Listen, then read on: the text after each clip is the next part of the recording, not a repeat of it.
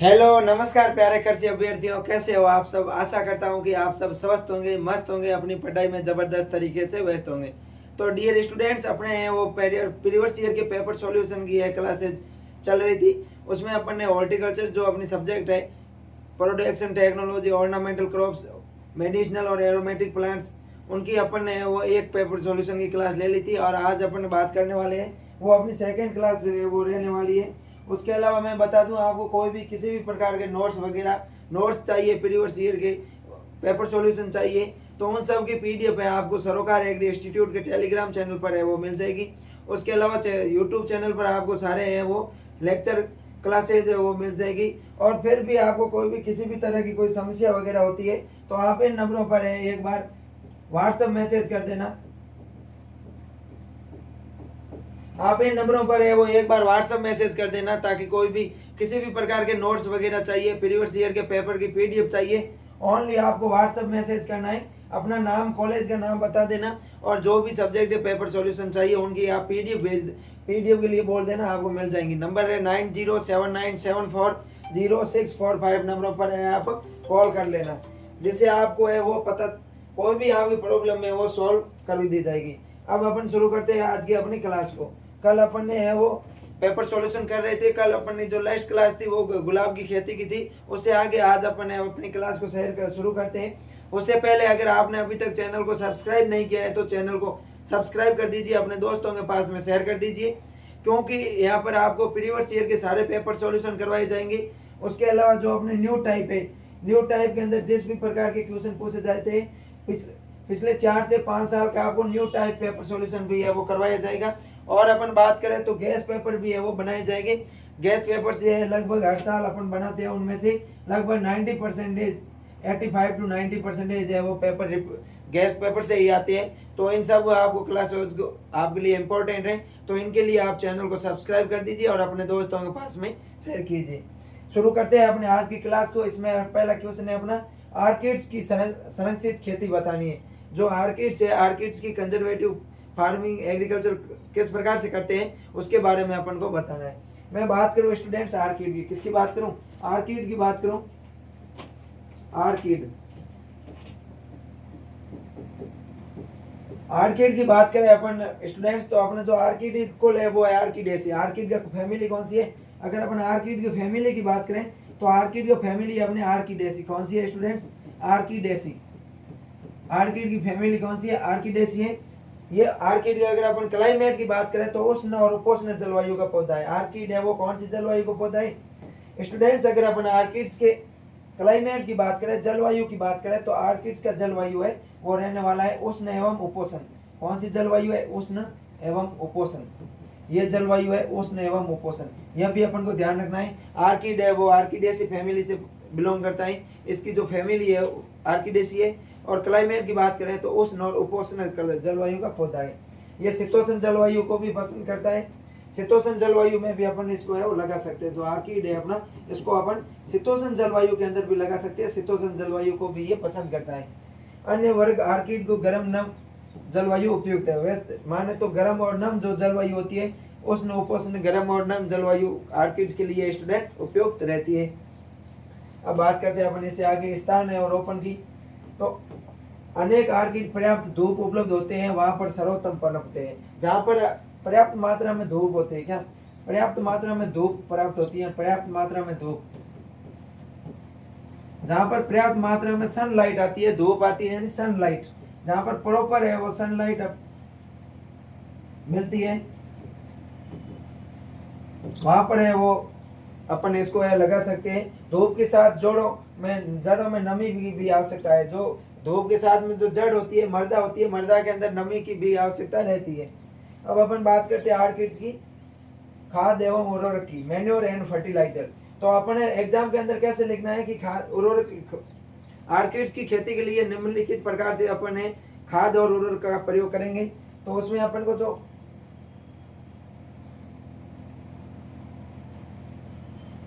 Nitrogen use करेंगे students, अपन nitrogen 100 ppm use करेंगे। कितना यूज करेंगे?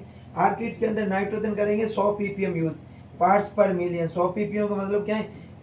आर्किड्स के अंदर नाइट्रोजन 100 ppm यूज करेंगे। फास्फोरस की बात करूं तो फास्फोरस करेंगे वो 50 से 60 ppm करेंगे। फास्फोरस कितना करेंगे? 50 से 60 ppm, ये भी अपन को ध्यान रखना है। फास्फोरस का यूज करेंगे 50 से 60 ppm। उसके अलावा पोटेशियम की बात करूं तो 200 से 250 ppm। अगर अपन पोटेशियम की बात करें स्टूडेंट्स तो 200 से 250 ppm करेंगे। कितना करेंगे? 200 से 250 ppm। और कैल्शियम की बात करें तो 2500 से 300, 250 से 300 ppm है। कितना है जो अपना कैल्शियम है वो है 250 से 300 ppm। 250 से 300 ppm अपन पर पौधा है वो यूज करेंगे। उसके अलावा अपन मैग्नीशियम की बात करें तो 250 से 300 ppm अपन यूज करेंगे। तो ये हो गया अपने उर्वरक एवं फर्टिलाइजर, जिसमें फर्टिलाइजर में नाइट्रोजन अपन 100 ppm यूज करेंगे, फास्फोरस 50 से 60 ppm यूज करेंगे, पोटेशियम 200 से 250 ppm यूज करेंगे, कैल्शियम 250 से 300 ppm और मैग्नीशियम भी 250 से 300 ppm स्टूडेंट्स अपन आर्किड्स के लिए वो यूज करने वाले हैं। अब अपन बात करते हैं इससे आगे सिंचाई की। अगर अपन इरिगेशन की बात करें कि आर्किड्स के अंदर इरिगेशन किस प्रकार से करते हैं, क्या स्टूडेंट्स, जो अपना आर्किड्स है, आर्किड्स के अंदर अपन जब खेती करते हैं तो इसके अंदर इरिगेशन कब करते हैं, किस अवस्था पर करते हैं, उसके बारे में अपन बात करने वाले। इरिगेशन के बारे में, सिंचाई के बारे में अपन बात करने वाले। तो आर्किड्स की समय समय पर सिंचाई करते रहना चाहिए। पानी की कमी या अधिकता दोनों ही उत्पादन हेतु हानिकारक होती है। जो अपना आर्किड्स है स्टूडेंट्स, आर्किड्स, अगर मैं आर्किड्स की बात करूं तो आर्किड्स के अंदर है समय समय पर अपन को खेती में, फसल में सिंचाई करते रहना चाहिए। अगर अपन अधिक सिंचाई करते, क्या करते हैं, अगर अब जल है वो अधिक प्राप्त हो जाता है, अधिक जल आ जाता है, यहाँ पे कम जल आ जाता है, दोनों ही दशा के अंदर अधिक जल और कम जल दोनों ही दशा क्या होती है, हानिकारक होती है। इसलिए अपन को संतुलित मात्रा में वो सिंचाई करते रहना चाहिए। गर्मी में पानी फुहारों से देना लाभकारी होता है। गर्मी के अंदर अगर अपन सिंचाई कर रहे हैं तो गर्मी के अंदर पानी है वो फुहारों से देना चाहिए। फुहारों से देने की कौन सी विधि है, तो इसमें अपनी फुहारा विधि है, जो स्प्रिंकलर विधि है,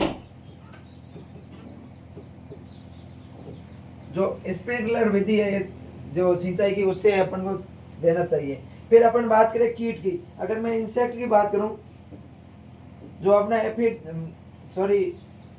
जो आर्किड्स है, आर्किड्स के अंदर अगर अपन कीट की बात करें कि आर्किड्स की फसल में कौन से कीट लगते हैं, तो पहला लगता है वो लगता है चेपा। कौन सा लगता है स्टूडेंट्स? चेपा, या फिर अपन एफिड बोल सकते हैं। चेपा और एफिड का प्रकोप है वो आर्किड्स के अंदर होता है। फिर हरा तेला, जिसको अपन थ्रिप्स बोलते हैं, थ्रिप्स भी है वो आर्किड्स के अंदर है, वो नुकसान पहुंचाता है। फिर लाल मक्खी, जो रेड स्पाइडर है, लाल मक्खी, रेड स्पाइडर, ये मुख्य रूप से है वो कीट होते हैं। कीट कौन कौन से हैं? चेपा या एफिड, कौन सा अपन को ध्यान रखना है, तो एफिड कीट है वो आर्किड्स के अंदर नुकसान पहुंचाता है। फिर अपना जो दूसरा कीट है वो है थ्रिप्स, और फिर है रेड स्पाइड। तो अपन को ध्यान रखना है आर्किड्स के अंदर एफिड, थ्रिप्स और रेड स्पाइड कीट होते हैं, वो फसल को नुकसान पहुंचाते हैं और उनकी उपज में कमी करते हैं। अब अपन बात करते हैं अगला डिजीज के बारे में। किसकी बात करेंगे स्टूडेंट्स? डिजीज की बात करेंगे। डिजीज कौन कौन से होते हैं? तो अगर मैं डिजीज की बात करूं तो जीलियोस्पोरियम लाल स्पॉट होते हैं। क्या होते हैं? जो जीलियोस्पोरियम लील स्पॉट होते हैं वो फफूंद जनित होता है। किसके द्वारा होते हैं? फफूंद जनित होते हैं, यानी कि कवक से होते हैं। किससे होते हैं? कवक से होते हैं। कौन सा रोग होता है? जो जीलियोस्पोरियम लाल स्पॉट होते हैं, ये फफूंद जनित होता है। आर्किड्स के अंदर मुख्य बीमारी है। फिर है पत्ती की अंगमारी। कौन सी है? पत्ती की अंगमारी। जो पत्ती की अंगमारी होती है, पत्ती की अंगमारी भी किससे होती है? फफूंद जनित होती है, कवक जनित रोग होता है। अगर आए कॉलर विग्लन या कॉलर रोट होता है, ये भी फफूंद से होता है। किससे होता है स्टूडेंट्स? जो अपना कॉलर विग्लन है, कॉलर विग्लन भी किससे होता है? फफूंद से होता है, कवक के द्वारा होता है। फिर है काली विग्लन भी फफूंदी जनित होता है, ये कवक के द्वारा होता है। अगर मैं काली विग्लन की बात करूं तो भी ये भी है वो फफूंद जनित रोग होता है। पत्ती धब्बे रोग होते हैं, और इसमें होता है रतुआ रोग। कौन सा होता है स्टूडेंट्स? रतुआ। ये होते हैं इसके मुख्य रोग। अगर अपन रोग की दोबारा बात करें एक बार कि कौन कौन से रोग होते हैं, ये इंपॉर्टेंट है, क्वेश्चन आएगा यहाँ से, फिक्स क्वेश्चन आएगा कि जीलियोस्पोरियम लाल स्पॉट रोग, पत्ती का अंगमारी रोग, कॉलर विग्लन, काली विग्लन, पत्ती धब्बे और रतुआ रोग होते हैं, आर्किड्स के प्रमुख रोग होते हैं। अब अपन बात करते हैं इसकी कटाई की, कि फूल की कटाई है वो अपन कब करते हैं।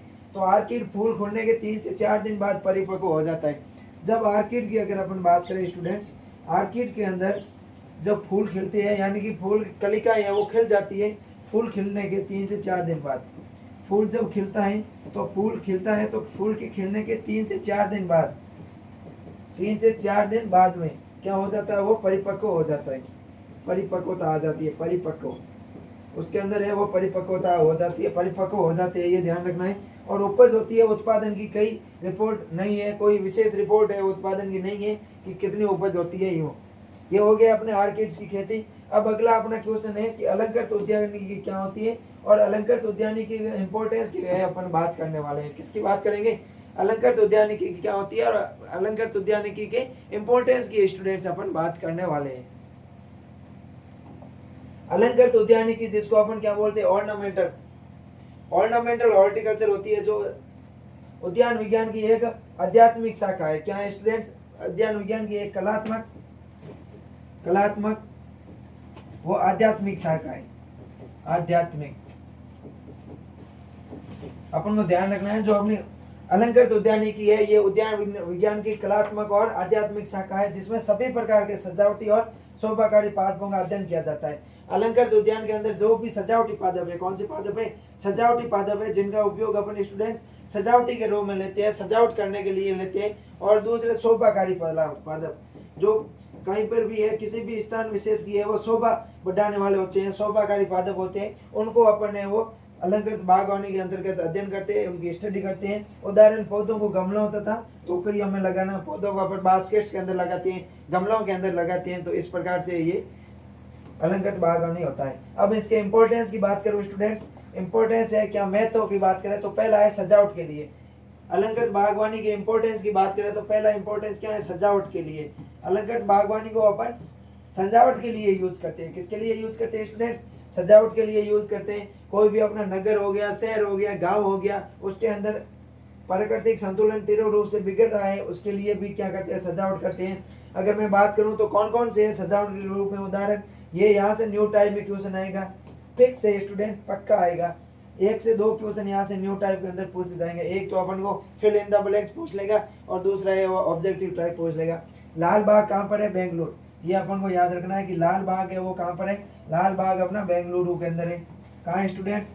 लाल बाग बेंगलुरु के अंदर है। फिर मैं बात करूँ मुगल गार्डन, मुगल गार्डन कहाँ पर है? मुगल गार्डन न्यू दिल्ली के अंदर है।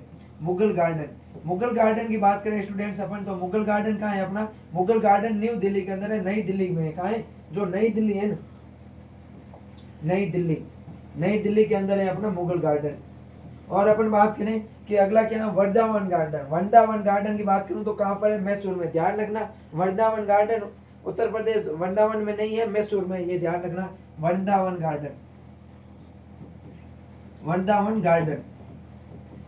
गार्डन कहाँ पर है स्टूडेंट्स? मैसूर के अंदर है। मैसूर के अंदर है वृंदावन गार्डन। फिर अपन बात करें राष्ट्रीय वनस्पति उद्यान कहाँ है? लखनऊ के अंदर। राष्ट्रीय वनस्पति उद्यान की बात करें, राष्ट्रीय वनस्पति उद्यान कहाँ पर है? राष्ट्रीय वनस्पति उद्यान लखनऊ के अंदर है। कहाँ है स्टूडेंट्स? लखनऊ के अंदर है। ये भी अपन को ध्यान रखना कि राष्ट्रीय वनस्पति उद्यान जो नेशनल बॉटनिकल उद्यान है वो कहाँ है? लखनऊ के अंदर है। अपन बात करें अगला राष्ट्रीय उद्यान कहाँ है? ऊटी के अंदर है। राष्ट्रीय उद्यान ऊटी में। जाकिर गुलाब उद्यान कहाँ है? चंडीगढ़ में। यह भी ध्यान रखना कि जाकिर गुलाब उद्यान कौन सा उद्यान स्टूडेंट्स? जाकिर गुलाब उद्यान कहाँ है? चंडीगढ़ में। कहाँ है? चंडीगढ़ हरियाणा के अंदर है। कहाँ है? चंडीगढ़ हरियाणा के अंदर है जाकिर गुलाब उद्यान। और अपन बात करें, सर उसकी थोड़ी स्पीड बढ़ाएं। अगला है क्या इंपॉर्टेंस है? अगला है मनोरंजन के लिए। किसके लिए स्टूडेंट्स? मनोरंजन के लिए। अपन बात करें मनोरंजन की मैं बात करूं स्टूडेंट्स, तो आधुनिक युग में है वो मानव अपनी मौलिक आवश्यकताओं की पूर्ति के लिए सारे दिन विभिन्न कार्यों में लगा रहता है। आधुनिक समय में अपन बात करें तो मानव है वो अपनी मौलिक आवश्यकताओं को पूर्ति के लिए है सब पूरे दिन है अपने कार्यों में लगा रहता है, जिससे वो कार्य से निवृत्त होकर घर लौटता है तो उसको थकावट और अन्य मानसिक परेशानियां घेरे रहती हैं। तो ऐसा विभिन्न स्थितियों में वो निश्चित रूप से मनोरंजन का है उसको साधन की आवश्यकता रहती है। अगला है आध्यात्मिक एवं धार्मिक इंपॉर्टेंस। कौन सा? स्पिरिचुअल इंपॉर्टेंस की बात करें, यहाँ रिलीजियस इंपॉर्टेंस की अपन बात करें, आध्यात्मिक और धार्मिक महत्व की बात करें स्टूडेंट्स कि आध्यात्मिक और धार्मिक महत्व क्या है, तो गीता में कंदम वृक्ष का संबंध है वो श्री कृष्ण से बताया गया है। जो अपना कंदम वृक्ष है, कौन सा वृक्ष?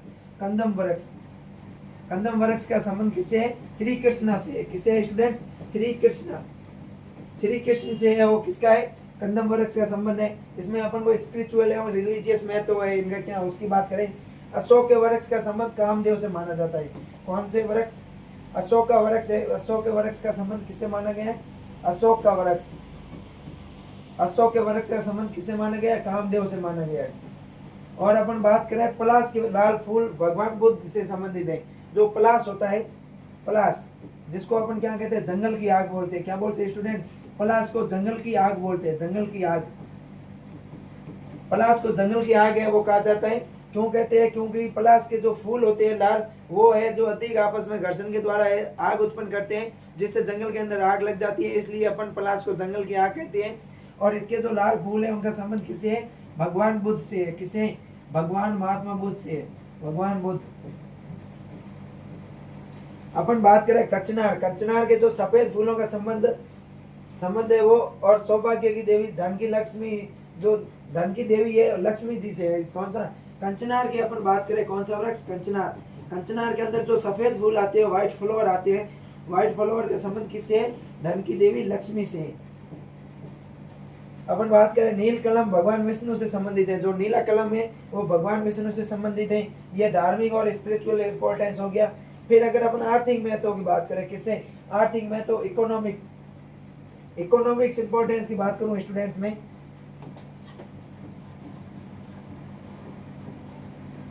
इकोनॉमिक इंपॉर्टेंस की बात करें, अपन धार्मिक महत्व की बात करें स्टूडेंट्स, तो पहला क्या है? इनसे वो माला बनाई जाती है। माला बना के अपन अधिक लाभ कमा सकते हैं। फिर इनसे बुक्के बनाए जाते हैं। क्या बनाए जाते हैं? बुक्के। गजरा व पुष्प प्रसाधन में इसका यूज कर सकते हैं। शादियों के लिए मंडप वगैरह सजाने में उपयोगी है। बटन होल में बनाने में काम आते हैं। कट फ्लावर है, सुगंधित तेल प्राप्त होता है, इत्र बनाने में ये उपयोगी होते हैं। ये इनका धार्मिक महत्व दिया हुआ है। गुलाब, चमेली, ट्यूबरोज आदि से फूलों के इत्र निकाला जाता है। क्या? जो गुलाब, चमेली, ट्यूबरोज होते हैं इनसे इत्र निकाला जाता है। तो इससे भी यह महत्व होता है। भारत के गांवों में अलंकृत बागवानी के विकास के लिए बहुत गुंजाइश है। डॉक्टर रंधावा के अनुसार, किसके अनुसार? Doctor MS. Randhawa. Doctor MS. Randhawa, MS. Randhawa, doctor MS. Randhawa के अनुसार है इनको प्राकृतिक संरक्षण की वो आवश्यकता रहती है। राष्ट्रीय पार्क और सुरक्षित वन अभ्यारण्य, भूतत्व विद्या संबंधी स्मारक निर्यात में है ये सहायक होते हैं। आय में वृद्धि करते हैं। जलवायु संबंधी है वो इम्पोर्टेंस है। मृदा की जो उर्वरक क्षमता है उसको बढ़ाने में काम आते हैं। और जो रोजगार की है वो प्राप्ति होती है। तो ये हो गया इनका महत्व। अब अपन बात करते हैं पेपर 2021-22 के। कौन से पेपर की बात करेंगे स्टूडेंट्स? 2021-22 की। अगर मैं 21-22 के पेपर की बात करूं,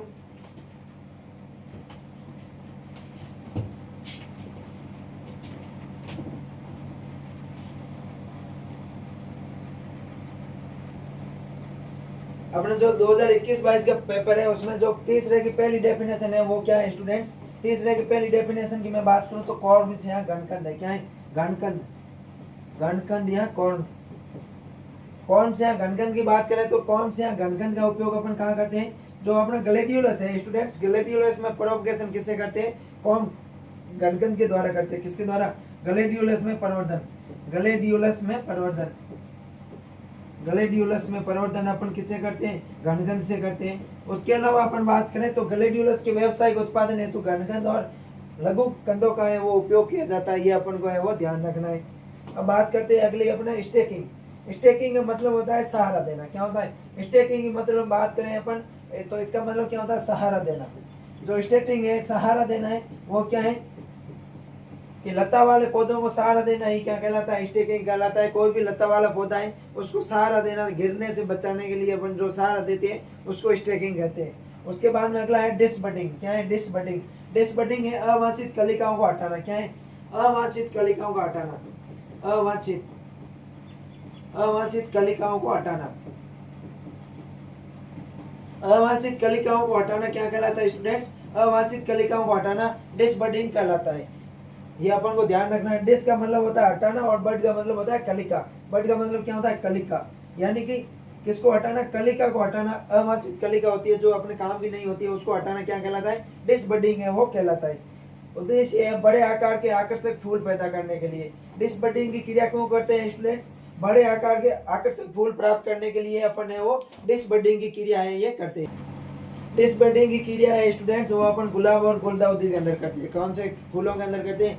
गुलाब और गुलदाउदी के अंदर करते हैं, यानी कि जो अवांछित कलिकाएं होती है उनको हटा देते हैं ताकि फूल है वो अपने बड़े आकार के हो। अगली अपनी जो डेफिनेशन है वो है पिचिंग के बारे में। किसके बारे में? पिचिंग के बारे में। ये अपने पिछले जो अपन ने क्लास ली थी उसमें वो रिपीट हो चुका है। पिचिंग क्या होता है? शीर्ष भाग को हटाना पिचिंग कहलाता है। पौधे का जो तना होता है उसके शीर्ष भाग को हटाना पिचिंग कहलाता है, जिससे अधिक पार्श्व शाखाओं का निर्माण होता है। पिचिंग की क्रिया से क्या होता है स्टूडेंट्स कि पिचिंग की क्रिया करते हैं अपन तो अपने पार्श्व शाखाओं का निर्माण होता है वो अधिक होता है। पार्श्व शाखाएं होती है जो 37 वृद्धि करती है पार्श्व शाखाएं, ये क्या होती है? इनका निर्माण है वो अधिक हो जाता है। और इन पार्श्व शाखाओं के निर्माण अधिक होने से है वो क्या होता है कि पौधे का जो वेजिटेटिव पार्ट है वो अधिक होगा तो फ्लोरिंग अधिक होगी और पुष्पन भी है वो अधिक, पुष्पन और फ्लोरिंग जो फल वगैरह है वो अधिक लगेंगे, जैसे गेंदा और गुलदाउदी के अंदर करते हैं। अधिक पुष्प प्राप्त करने के लिए, फ्लोरिंग अधिक प्राप्त करने के लिए ये अपन क्रिया करते हैं। अगला है पूर्व शीतलन या प्रीकुलर कूलिंग। क्या है? प्रीकूलिंग। प्रीकूलिंग या पूर्व शीतलन की प्रीकूलिंग क्या होती है? प्रीकूलिंग या पूर्व शीतलन क्या होता है? तो फसल की कटाई से तुरंत बाद खेत में की गर्मी को तेजी से हटाने को क्या कहते हैं? प्रीकूलिंग कहते हैं। जब अपन फसल की कटाई कर देते हैं, हार्वेस्टिंग कर देते हैं, तो हार्वेस्टिंग करने के तुरंत बाद उस खेत की जो गर्मी होती है उसको हटाने की क्रिया को क्या कहते हैं? प्रीकूलिंग कहते हैं। ओके, गर्मी से को काटी गई खेत की गर्मी को काटी गई फसल के तापमान और उस उत्पाद के इष्टतम भंडारण तापमान के बीच के अंतर को है वो परिभाषित किया गया है। जब अपन खेत से हार्वेस्टिंग करते हैं, काटते हैं, उस समय कितना तापमान है और जो अपन फसल काट रहे हैं उसके भंडारण के लिए इष्टतम तापमान कितना है, उनके बीच के अंतर को है वो अपन प्रीकूलिंग के नाम से जानते हैं। अगला क्वेश्चन है स्टूडेंट्स अपना कि औषधीय पौधे और सुगंधित पौधों में क्या अंतर है? औषधीय पौधे और सुगंधित पौधों की मैं बात करूं तो जो अपन ने पिछला पेपर है उसके अंदर अपन ने पढ़ ली है, तो पार्ट 1 अपन ने अभी तक नहीं देखा है तो उसको पार्ट 1 को देख लीजिए, क्योंकि उसके अंदर भी अपन ने लगभग 2 पेपर सॉल्यूशन उसमें भी किए हैं। औषधीय पौधे कौन से होते हैं? जिनको अपन है वो मेडिसिनल यूज में लेते हैं, औषधीय उपचारात्मक यूज में लेते हैं। और सुगंधित पौधे होते हैं ये खुशबू वगैरह के लिए करते हैं, इनसे इत्र वगैरह बनाए जाते हैं। औषधीय पौधों में अपन तुलसी वगैरह पढ़ते हैं और औषधीय पौधों का उपयोग अपन सौंदर्य प्रसाधन में करते हैं, कॉस्मेटिक मटेरियल्स में करते हैं। सुगंधित पौधे के अंदर अपन क्या करते हैं कि जो इत्र बनाते हैं, गुलाब जल वगैरह बनता है, जो पौधे सुगंध प्राप्त करते हैं जिससे अपन को एरोमेटिक ऑयल प्राप्त होता है, उनको सुगंधित पौधे कहते हैं। तो ये अंतर है वो आप पिछले पेपर में देख लेना। अगला अंतर है अपना ग्रीन हाउस कल्टीवेशन यानी कि संरक्षित फार्मिंग, संरक्षित खेती, और अगला है open field cultivation. Green house conservation cultivation में क्या करते हैं, जो तापमान और जो अन्य फसल उपज और वृद्धि के लिए जो अन्य वातावरणीय कारक है, जैसे तापमान हो गया, आर्द्रता हो गया, यहाँ जो सूर्य का प्रकाश है, तापमान, आर्द्रता या सूर्य का प्रकाश है, इनको अपन क्या करते हैं? नियंत्रित करते हैं। नियंत्रित करके वो फसल उत्पादन करते हैं। लेकिन खुले मैदानी क्षेत्र में है वो जो वातावरण का तापमान होता है, जो वातावरण की परिस्थितियाँ होती है, उनके अनुसार है वो खेती की जाती है। जो ग्रीन हाउस खेती है मुख्य रूप से अपन बात करें तो क्या होता है कि यह पारदर्शी कांच या फिर जो पारदर्शी प्लास्टिक होता है उससे निर्मित एक संरचना होती है ग्रीन हाउस, जो क्या करती है? तापमान को बढ़ाने का कार्य करती है। ग्रीन हाउस क्या करती है? तापमान के बढ़ाने को वह कार्य करती है। जिस प्रकार वायुमंडल के अंदर, अपने वातावरण के अंदर है कार्बन डाइऑक्साइड और अन्य प्रकार की गैसों की वृद्धि के कारण सूर्य का प्रकाश आता है लेकिन वापस परावर्तित नहीं हो पाता है, तो जिससे क्या होता है? अपने वातावरण की गर्मी में वृद्धि होती है, जिसको अपन क्या कहते हैं? ग्रीन हाउस इफेक्ट कहते हैं। उसी की तरह पर है ग्रीन हाउस के अंदर है वो वातावरण है वो बढ़ाया जाता है। इसके अंदर जो अपन खेती करते हैं मुख्य रूप से धान वगैरह फसल की जो सस्य फसली है उनकी खेती करते हैं, और ग्रीन हाउस के अंदर अपन वेजिटेबल्स और फूल वाले फसलों की है वो खेती करते हैं। अगला अपना अंतर है कि अलंकृत बागवानी के सिद्धांत बताइए। क्या बताना है अपन को? ऑर्नामेंटल जो हॉर्टिकल्चर होती है, अलंकृत बागवानी होती है, इस अलंकृत बागवानी के अपन को सिद्धांतों की है वो बात करनी है, प्रिंसिपल्स की है वो बात करनी है। अलंकृत बागवानी के सिद्धांतों की बात करें स्टूडेंट्स तो पहला सिद्धांत है रंग और बनावट। पहला सिद्धांत क्या है? रंग और बनावट। अलंकृत बागवानी शायद अपने सिद्धांत पिछले पेपर में अपन ने देख लिया है, रंग और बनावट। दोबारा देख लेते हैं रंग और बनावट। अलंकृत बागवानी में रंग और बनावट का महत्वपूर्ण स्थान होता है। विभिन्न रंगों और बनावट वाले पौधों का चयन करके बाग को आकर्षक बनाया जाता है। जो बाग लगाते हैं अपन, बाग के अंदर क्या होना चाहिए, विभिन्न रंगों वाले पौधे होने चाहिए। क्या होने चाहिए, विभिन्न रंग होते हैं, विभिन्न रंगों वाले पौधे होने चाहिए। अगला है आकार और रूप। पौधों को आकार और रूप का भी महत्वपूर्ण स्थान है। निश्चित आकार के अंदर एक रूपता होनी चाहिए, अपने पढ़ी थी, एकता पर होनी चाहिए। ये पिछली क्लास के अंदर अपने वो सब पढ़ चुके हैं। ओके, विभिन्न आकार और रूप वाले पौधों का चयन करके बागों में विविधता प्रदान की जाती है। पौधों का चयन करते समय अपन को ध्यान रखना है, चयन होता है वो अलंकृत बागवानी के अंदर बहुत ही महत्वपूर्ण होता है। जलवायु, मिट्टी और रख रखाव की आवश्यकताओं के आधार पर किया जाता है। जो अपन पौधों का चयन करते हैं वो किसके आधार पर करते हैं, जलवायु के आधार पर करते हैं। उसके अलावा मिट्टी के आधार पर करते हैं कि वहाँ जहाँ पर अपन बाग लगा रहे हैं वहाँ की मिट्टी कैसी है, उस मिट्टी का पीएच कितना है, उस पीएच पर कौन से पौधे हैं वो अधिक पनप सकते हैं, उनके अपन इन सभी चीज़ों को देखते हैं। वहाँ की जलवायु कैसी है, अगर उस जलवायु के अंदर अपन बाग लगा रहे हैं और पौधे लगा रहे हैं शीतोष्ण जलवायु के, तो अपन को पता है बाग नहीं हो पाएगा। तो इन जलवायु कारक को भी अपन देखना पड़ता है, मिट्टी को भी देखना पड़ता है। उसके अलावा जो रख रखाव की आवश्यकता है उनको भी अपन है, सब चीज़ों को देखते हुए पौधों का चयन करना चाहिए। अगला है बाग की डिजाइन। बाग की डिजाइन है वो भी है, वो एक महत्वपूर्ण पहलू है। इस तरह से किया जाना चाहिए कि वो आकर्षक और सुंदर लगे। बाग की डिजाइन इस प्रकार से करनी चाहिए अपन को जिससे बाग अपना आकर्षक और सुगंधित लगे। अगला रख रखाव। अलंकृत बागवानी में रख रखाव बहुत महत्वपूर्ण है। अपन ने बाग लगा दिया है लेकिन उसके अंदर अपन रख रखाव नहीं कर रहे हैं, पौधों के अंदर रोग लग जा रहा है, गंदगी वहाँ पर फैली हुई है, तो फिर वो अलंकृत बागवानी कुछ काम की नहीं है। इसलिए मेंटेनेंस जरूरी है, रख रखाव जरूरी है। अब अपन बात करते हैं तुलसी की खेती। किसकी बात करेंगे स्टूडेंट्स, जो अपना ओसिमम होती है, तुलसी होती है, तुलसी की खेती की बात करेंगे। किसकी बात करेंगे, तुलसी की खेती की बात करेंगे अपन। तुलसी की अगर मैं बात करूं स्टूडेंट्स, तो तुलसी का बॉटनिकल नाम होता है, वो होता है ओसिमम स्पीसीज। तुलसी के बॉटनिकल नेम की बात करें क्या है, ओसिमम स्पीसीज, ओसिमम स्पीसीज। तुलसी के बॉटनिकल नेम क्या होता है, ओसिमम स्पीसीज होता है। कुल की बात करें तो तुलसी का कुल होता है वो लेमिएसी होता है। क्या होता है, तुलसी का कुल होता है वो लेमिएसी होता है। इसको तुलसी, तुलसा या तुलिन के नाम से वो जानते हैं। तुलसी, तुलसा या तुलिन के नाम से जानते हैं। तुलसी का जो कुल होता है वो लेमिएसी होता है। क्या होता है, लेमिएसी होता है। तुलसी का कुल होता है वो कौन सा होता है, लेमिएसी होता है। प्रचलित नाम की मैं बात करूं तो तुलसी, तुलसा और तुलिन के नाम से अपन जानते हैं। उत्पत्ति की बात करूं तो तुलसी की जो उत्पत्ति है वो भारत है। क्या है, तुलसी की उत्पत्ति भारत है और एशिया के जो उत्तरी पूर्वी क्षेत्र है उसको है अपन तुलसी का ओरिजिन पैलेस के नाम से जानते हैं। उपयोगी भाग होती है वो पत्तियां होती है। जो तुलसी की लीव्स होती है, तुलसी की जो लीव्स होती है, पत्तियां होती है, ये उपयोगी भाग होती है। हिंदू धर्म का पवित्र पौधा माना जाता है जिसकी पूजा की जाती है। हिंदू धर्म का है वो तुलसी पवित्र पौधा माना जाता है और लगभग हर परिवार के अंदर है वो अपन को तुलसी का पौधा है वो हर घर के अंदर मिल जाएगा। इसकी ताजी पत्तियों का सेवन लाभदायक होता है। जब अपन तुलसी की ताजी पत्तियों का सेवन करते हैं तो ये अपने लिए बहुत ही लाभदायक होता है। लेकिन औषधियों के रूप में तेल का उपयोग बहुतायत किया जाता है। अगर मैं बात करूं मेडिसिनल इंपॉर्टेंस, मेडिसिनल की बात करूं, मेडिसिनल रोग की बात करूं तो मेडिसिनल रोग में अपन तुलसी के तेल का प्रयोग करते हैं। किसका प्रयोग करते हैं स्टूडेंट्स, जो तुलसी का तेल होता है उसका प्रयोग करते हैं। इसके एस को शहद के साथ में लेना चाहिए जिससे कैंसर की बीमारी लाभदायक होती है। जो इसका तेल होता है, इसके तेल को अपन अगर शहद के साथ में लेते हैं तो क्या होती है, कैंसर की बीमारी होती है वो कम होती है। अगला है मलेरिया। मलेरिया, कब्ज, श्वास संबंधी बीमारी, गांठ या पथरी, गुर्दे की बीमारी, सफेद दाद, कोलेस्ट्रॉल को कम करता है। ये इन सभी बीमारियों के है वो नियंत्रण के लिए तुलसी है वो सहायक है। कौन कौन सी, मलेरिया हो गया, कब्ज हो गया, श्वास संबंधी कोई भी प्रॉब्लम है, गांठिया है, पथरी है, अपन स्टोन बोलते हैं जिसको, गुर्दे की बीमारी है, कोई भी अगर लीवर से रिलेटेड, गुर्दे से किडनी से संबंधित कोई भी बीमारी है तो वो सही हो जाती है। सफ़ेद दाद, कोलेस्ट्रॉल, इन सब भी को है वो कम करता है। अगला अपना बात करें तो इसके तेल से वो कपूर स्ट्रोल बनाया जाता है। क्या बनाते हैं स्टूडेंट्स, जो तुलसी है, तुलसी का जो तेल होता है, तुलसी के तेल से कपूर स्ट्रोल बनाते हैं। क्या बनाते हैं, कपूर स्ट्रोल बनाते हैं। अगला है जीरोनियोल मिथाइल एसीटेट इसके अंदर पाया जाता है। चार की कोल वो यूजी वोल एवं सौंदर्य प्रसाधन की सामग्री है वो इससे बनाई जाती है।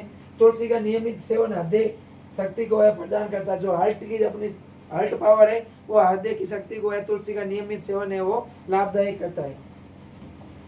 तुलसी में औषधीय गुणों के अतिरिक्त अनेक ऐसे गुण होते हैं जो जीवन एवं स्वास्थ्य की है वो पुष्टि में महत्वपूर्ण होते हैं। जो औषधीय गुणों के अलावा भी बात करें तो बहुत गुण होते हैं। तो तुलसी के तेल से विदेशों में भारी मांग है, जिससे निर्यात से अपन को विदेशी मुद्रा है वो अर्जित होती है। तुलसी के तेल होता है उसका अपन निर्यात करेंगे तो उससे अपन को विदेशी मुद्रा अर्जित होगी।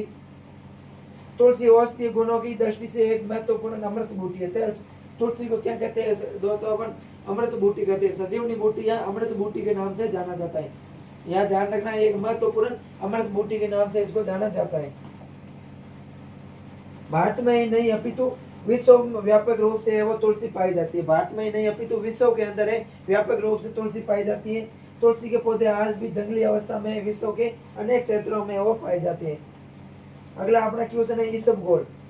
क्या क्वेश्चन है स्टूडेंट्स? इसबगोल की खेती का वर्णन कीजिए, औषधि पौधों के महत्व एवं संभावना पर लेख लिखिए। और अगला है कार्नेशन की संरक्षित खेती का है वो विस्तार से वर्णन कीजिए।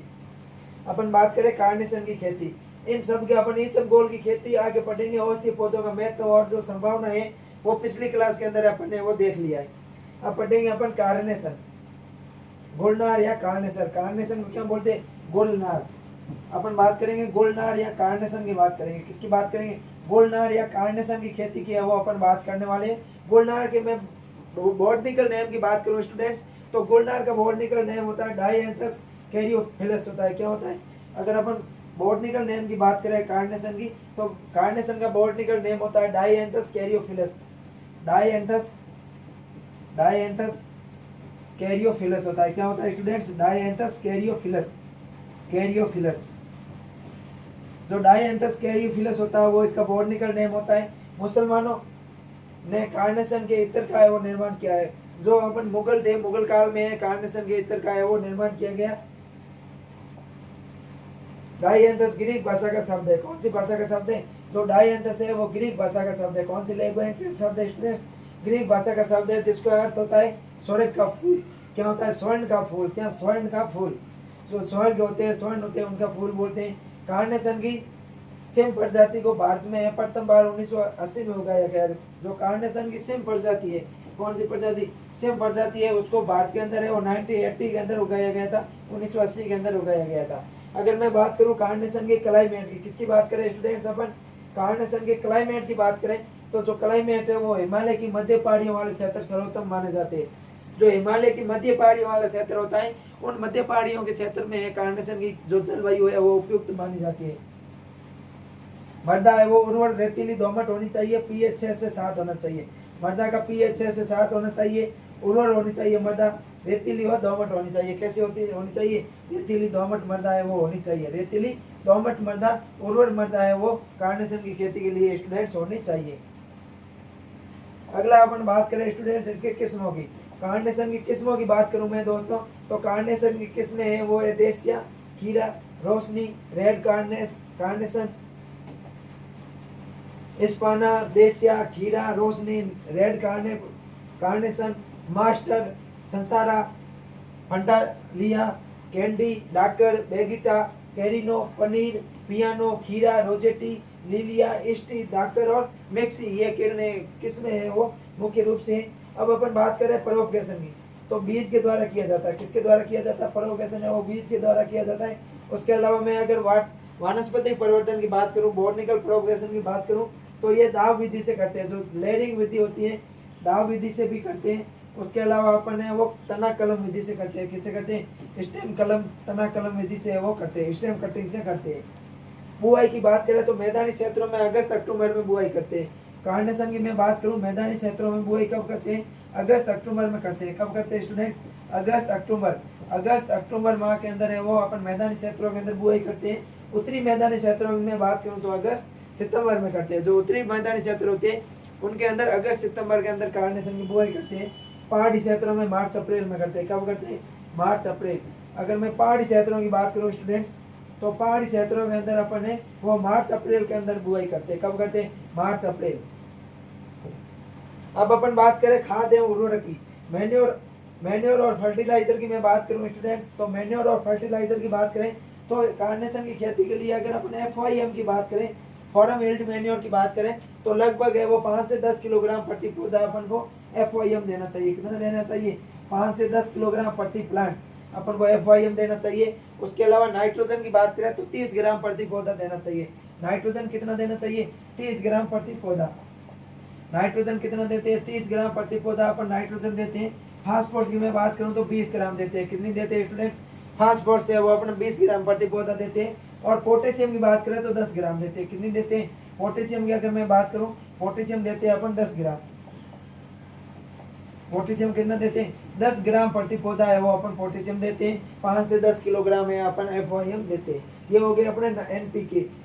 30 ग्राम नाइट्रोजन, 20 ग्राम फास्फोरस और 10 ग्राम में वो अपन पोटेशियम देते हैं। इसके अंदर क्रियाएं कौन सी करते हैं? तो स्टेकिंग करते हैं। कौन सी करते हैं? स्टेकिंग। स्टेकिंग की मैं बात करूं तो स्टेकिंग का मतलब कौन सा क्या होता है कि जो फैलने वाली शाखाएं होती है उनका सहारा देना। उसके अलावा है चुटाई या पिचिंग, जो पिचिंग है वो अपन करते हैं कार्नेशन के अंदर। ये हो गया अपने कार्नेशन की खेती। उसके अलावा अपन बात करें इसके अंदर लगने वाले कीटों की, किसकी बात करें? कार्नेशन के कीटों की बात करें तो कार्नेशन के अंदर है वो थ्रिप्स लगता है। कौन सा लगता है? मुख्य कीट है वो कार्नेशन का थ्रिप्स है, हरा तेला है। उसके अलावा कटवर्म है। कौन सा है स्टूडेंट्स? कटवर्म। थ्रिप्स कीट लगता है, कटवर्म लगता है और फिर एफिड्स लगता है। कौन सा लगता है? एफिड। ये 3 कीट है वो लगने वाले, थ्रिप्स, कटवर्म और एफिड कीट है वो कार्नेशन की खेती के अंदर लगते हैं। और अपन बात करें इसके रोगों की तो रोग होते हैं कलिका विगलन रोग। कौन सा? बड रोट। कलिका विगलन या जिसको अपन क्या कहते हैं? बड रोट। कलिका विगलन, कलिका विगलन या जो बड रोट होता है स्टूडेंट्स, बड रोट, बड रोट होता है वो किससे लगता है? वो है इसके अंदर कार्नेशन के अंदर लगता है। और फफूंद जनित रोग है अल्टरनेरिया डाइएंथी कवक से होता है। किससे कवक से होता है? जो बड रोट होता है इसका जो अगर मैं कोजल ऑर्गेनिज्म की बात करूं स्टूडेंट्स, बड रोट के कोजल ऑर्गेनिज्म की बात करें तो कौन सा है? अल्टरनेरिया डाइएंथी है। कौन सी है? Alternaria, Alternaria, Alternaria dianthi. जो अल्टरनेरिया डाइएंथी है कोजल ऑर्गेनिज्म, उसके द्वारा है बड रोट है वो कार्नेशन के अंदर होता है। कटाई करते हैं वो अपने कठोर कलिका अवस्था में करते हैं। कब करते हैं? कठोर कलिका अवस्था में कटाई करते हैं। और इसकी उत्पत्ति है दक्षिण Africa, south Africa, south Africa, south Africa है वो दोस्तों। क्या है इसका? कार्नेशन का उत्पत्ति स्थल है। अगला अपना है लेमन ग्रास। लेमन ग्रास की उत्पादन तकनीक और कटाई उपरांत प्रसंस्करण का वर्णन कीजिए। तो लेमन ग्रास का अपने पिछली क्लास के अंदर है वो पढ़ लिया है। और अब अपना है खुले मैदान में गुलदाउदी की खेती के उत्पादन की तकनीकें बतानी है। किसकी बतानी है? गुलदाउदी क्राइसैंथेमम की बतानी है। किसकी बतानी है? गुलदाउदी या क्राइसैंथेमम। गुलदाउदी या क्राइसैंथेमम की बात करें तो इसका बॉटनिकल नेम होता है वो होता है क्राइसैंथेमम स्पीसीज। क्या होता है? Chrysanthemum species, chrysanthemum species, chrysanthemum species. जो क्राइसैंथेमम स्पीसीज होता है स्टूडेंट्स वो गुलदाउदी का बॉटनिकल नेम होता है। कुल की अगर अपन बात करें तो कंपोजिटी है। कौन सा स्टूडेंट्स? कंपोजिटी, कंपोजिटी है वो इसकी फैमिली है। और गुलदाउदी भाषा है ये फारसी भाषा का शब्द है। और क्राइसैंथेमम शब्द है ये ग्रीक भाषा का शब्द है। गुलदाउदी शब्द है वो फ्रांसी भाषा का शब्द है, फारसी भाषा का। कौन सी भाषा? गुलदाउदी है वो फारसी भाषा का शब्द है। जबकि जो क्राइसैंथेमम है, क्राइसैंथेमम कौन सी भाषा का है? ग्रीक भाषा का है। कौन सी भाषा का है? क्राइसैंथेमम ग्रीक भाषा का शब्द है। जलवायु की बात करें तो सर्द ऋतु है। कौन सी है? सर्द ऋतु है। मैदानी भाग के अंदर नवंबर में अपन इसकी बुआई करते हैं। मृदा की बात करें तो मध्य प्रदेश में काली मिट्टी उपयुक्त रहती है गुलदाउदी के लिए। हिमाचल प्रदेश में सलेटी मिट्टी और पश्चिम की पहाड़ियों में लेह युक्त जो मिट्टी होती है वो लेह युक्त मृदा इसके लिए उपयुक्त रहती है। सामान्य अपन बात करें मिट्टी की स्टूडेंट्स तो मिट्टी है वो दोमट मिट्टी गुलदाउदी की सफल खेती के लिए मानी जाती है। जो दोमट मिट्टी होती है, कौन सी? दोमट मिट्टी, नदियों के द्वारा लाई हुई बनाई हुई मिट्टी होती है वो दोमट मिट्टी होती है। और ये गुलदाउदी की खेती के लिए उपयुक्त रहती है। अब अपन बात करते हैं इनकी प्रमुख वेराइटीज की। किस्म की और इरिगेशन की बात करूं अगर स्टूडेंट्स में, किसकी बात करूं? इरिगेशन की बात, सॉरी पहले इरिगेशन से पहले अपन वो देख लेते हैं खाद एवं उर्वरक। और जो अपना मैन्योर और फर्टिलाइजर है उसकी अगर अपन बात करें तो मैन्योर FYM देते हैं 15 टन। कितनी देते हैं? FYM देते हैं अपन 15 टन। FYM 15 टन देते हैं। नाइट्रोजन 20 से 25 किलो देते हैं। नाइट्रोजन कितना देते हैं? FYM में प्रति हेक्टेयर 15 टन देते हैं। नाइट्रोजन 20 से 25 किलो कितना देते हैं? 20 से 25 किलोग्राम देते हैं। फास्फोरस की मैं बात करूं तो फास्फोरस है वो ज़्यादा देते हैं लगभग 100 किलो देते हैं। कितना देते हैं? 100 किलो देते हैं। और पोटेशियम की बात करें तो पोटेशियम है वो 30 से 40 किलो देते हैं। पोटेशियम कितना देते हैं स्टूडेंट्स? 30 से 40 किलो, 30 से 40 किलो। और अपन परिवर्तन की बात करें, प्रोपगेशन, तो बीज के द्वारा और जड़ जड़ लगा कर है वो अपन गुलदाउदी का परिवर्तन कर सकते हैं। गुलदाउदी की सिंचाई की बात करें तो सिंचाई सरल नहीं है। गुलदाउदी के अंदर सिंचाई है वो सरल नहीं है, क्योंकि पौधे की आवश्यकता होने पर क्या है, पर ही है वो सिंचाई करे, बाकी है फसलें खराब भी हो सकती है। अगर गुलदाउदी को सिंचाई की आवश्यकता नहीं है और अपन सिंचाई कर रहे हैं तो गुलदाउदी की फसल है वो खराब भी हो सकती है। सूर्यास्त के उपरांत ही पानी देना चाहिए ताकि पौधा है वो पानी का पूरा लाभ उठा सके। अगर अपन कंजर्वेशन की बात करें, पौध संरक्षण में अपन रोग और कीट खरपतवार देखते हैं। तो जो रोग होता है वो होता है गेरुई फफूंदी। कौन सा होता है? गेरुई फफूंदी होता है। गेरुई फफूंदी पौधों की छोटी चोटी पर है वो गिरकर पानी रुक जाता है और वो ये रोग उत्पन्न करता है। पानी की पौधों की चोटी पर है अगर पानी ये रुक जाता है तो जो पौधे की चोटी होती है, यानी कि जो पौधे का ऊपरी भाग होता है, सिंचाई के समय पौधे के ऊपरी भाग पर अगर पानी रुक जाता है तो क्या होता है अपना वो गेरुई फफूंदी रोग है वो आकर गेरुई फफूंदी है, ये आक्रमण करती है, फिर रोग उत्पन्न करती है। उसके अलावा भूरी फफूंदी, काले धब्बे, परन रतुआ, परन धब्बे, ये इनके प्रमुख रोग है। कीटों की बात करूं स्टूडेंट्स में तो कीट कौन कौन से हैं? थ्रिप्स हो गई, चेपा, एफिड्स। कौन कौन सी कीट है? थ्रिप्स कीट है। थ्रिप्स के अलावा अपन बात करें तो चेपा हो गया, चेपा, करंट कीट या एफिड्स, या फिर इसको ईयर रिंग बोलते हैं। क्या बोलते हैं? करंट कीट को क्या बोलते हैं? ईयर रिंग बोलते हैं। तो कीट हो गए प्रमुख रूप से थ्रिप्स हो गई, चेपा या एफिड्स हो गई, करंट रिंग या जो करंट कीट या ईयर रिंग हो गई, काष्ठकर्मी हो गई, हरे मक्खी या ग्रीन फ्लाई, ये प्रमुख रूप से होने वाले कीट है। गुलदाउदी के परिवर्तन की बात करें स्टूडेंट्स तो गुलदाउदी का परिवर्तन है वो, गुलदाउदी के अंदर अपन R/P की बात करें, पहले तो अपन बात करते हैं R/P। रो और प्लांट के बीच की डिस्टेंस बात करें तो 30 × 30 सेंटीमीटर रखते हैं। R/P कितना रखते हैं? 30 × 30 सेंटीमीटर रखते हैं। और अपन जो रोपण करते हैं, क्या रोपण करते हैं वो कब करते हैं? सितंबर अक्टूबर में करते हैं। कब करते हैं? सितंबर अक्टूबर माह में करते हैं। रोपण अपन सितंबर अक्टूबर माह में करते हैं। बीज द्वारा वो 1 वर्ष से गुलदाउदी की है वो अपन खेती करते हैं। फूल आते हैं फरवरी मार्च के अंदर। गुलदाउदी के अंदर फूल कब आते हैं? गुलदाउदी के अंदर फूल आते हैं वो फरवरी मार्च के अंदर आते हैं। फरवरी मार्च और अप्रैल के अंदर है वो गुलदाउदी के अंदर फूल आते हैं। और अपन परिवर्तन की बात करें तो सकट से करते हैं, जो अंतःभूस्थारी होता है। क्या होता है? सकट से, जिसको अपन अंतःभूस्थारी करते हैं, उसके द्वारा भी है जो बहुवर्षीय गुलदाउदी की अपन परिवर्तन करते हैं। जैसे किस्म हो गई बीरबल साहनी। कौन सी किस्म हो गई? बीरबल साहनी। जो बीरबल साहनी गुलदाउदी की बहुवर्षीय किस्म है, इसका परिवर्तन अपन ने वो सकट्स के द्वारा करते हैं, अंतःभूस्थारी से करते हैं। फूल आते हैं वो 5 से 6 बार है वो वर्ष में तोड़ा जाता है। और इसका समय है वो मई जून माह में करते हैं। कब करते हैं? मई जून माह में अपन है वो सकट्स करते हैं। सीड रेट की बात करूं तो 1000 सकट्स है वो प्रति हेक्टेयर रखते हैं। 10,000 सकट्स। कितने? 10,000 सकट्स। 10,000 सकट्स है वो अपन प्रति हेक्टेयर है वो सीड रेट के रूप में रखते हैं। गुलदाउदी का परिवर्तन वानस्पतिक रूप से कटिंग बीज के सकट्स कटिंग बीज के द्वारा किया जाता है। फूल आने के बाद में तने को वापस जमीन के ऊपर से काट दिया जाता है। ये साइड सकट्स के निर्माण में वो प्रेरित करता है।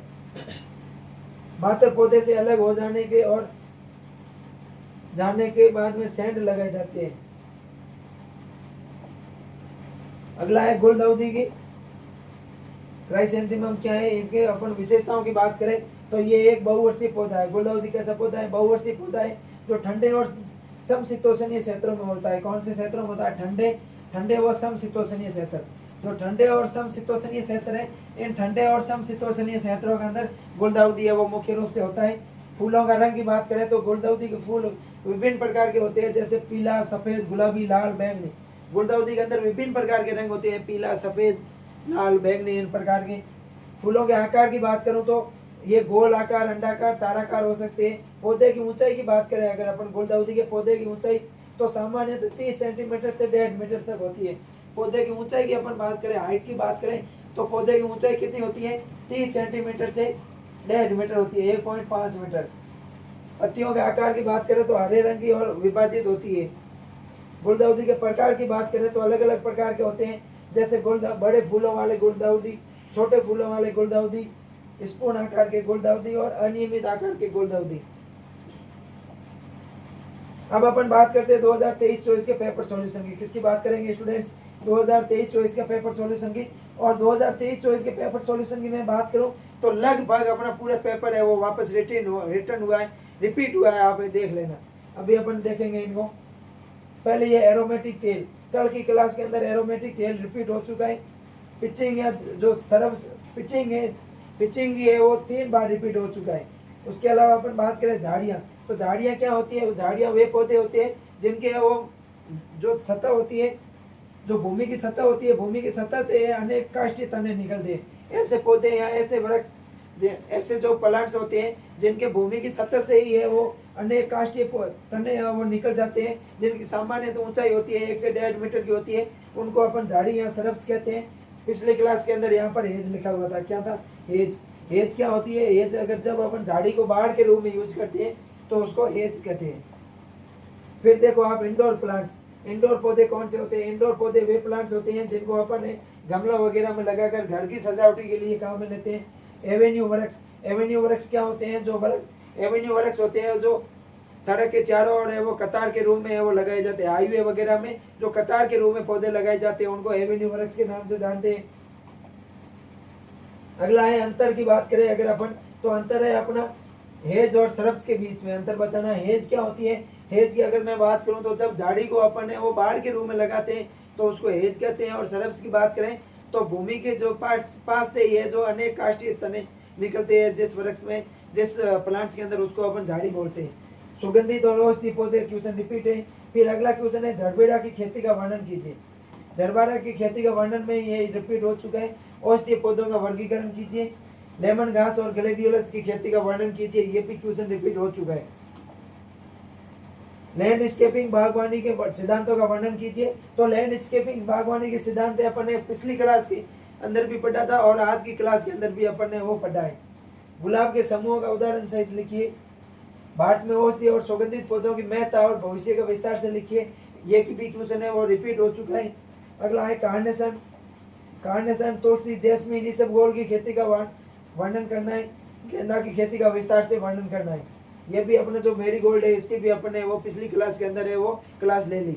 तो अपने आज की क्लास के अंदर और पिछली क्लास के अंदर अपने जो हॉट 2 to 1 सब्जेक्ट है, कौन सी सब्जेक्ट है स्टूडेंट्स? हॉट 2 to 1 सब्जेक्ट है। इस हॉट 2 to 1 सब्जेक्ट अपन ने पूरा पिछले 4 से 5 साल का पेपर सॉल्यूशन है वो कर लिया है। और मुझे पूरा विश्वास है कि इन्हीं पेपर सॉल्यूशन, इन्हीं 2 क्लासों से, पार्ट फर्स्ट और पार्ट सेकंड से ही है वो अपनी पूरी है क्वेश्चन है वो पुटअप होंगे, मुझे पूरी आशा है। तो अब जल्दी अपन है वो न्यू टाइप सॉल्यूशन है उसकी भी क्लासें लेके आएंगे। गैस पेपर एनालिसिस की भी अपन है वो क्लासें लेके आएंगे। अगर आपने अभी तक चैनल को सब्सक्राइब नहीं किया है तो दोस्तों अपने चैनल को सब्सक्राइब कर दीजिए, अपने अधिक से अधिक दोस्तों के पास में शेयर कीजिए, चाहे कोई भी आपका जूनियर हो, चाहे सीनियर हो, चाहे आपका कोई भी क्लासमेट हो, तीनों के पास में शेयर कीजिए। क्योंकि 3rd ईयर का पेपर सॉल्यूशन भी जो 6 सेमेस्टर है उसके भी पेपर सॉल्यूशन करवाए जा रहे हैं। पूरी थ्योरी की क्लासेज आपको इस यूट्यूब चैनल पर मिल जाएगी। फर्स्ट ईयर की जो भी क्लासेज है वो आपको मिल जाएगी, पेपर सॉल्यूशन मिल जाएगी। फर्स्ट ईयर की तो 1 शॉर्ट क्लासेज भी है यहाँ पर अपलोड की हुई है, वो भी इम्पोर्टेंट है। और फिर अपन बात करें अपने आपके क्लासमेट की, तो उनके पास तो सारे पेपर सॉल्यूशन है वो करवाई जाएंगी। तो मुझे आशा है कि आज आप अपने दोस्तों के पास में इस चैनल को अधिक से अधिक शेयर करोगे। मिलते हैं नेक्स्ट क्लास में, तब तक के लिए थैंक यू।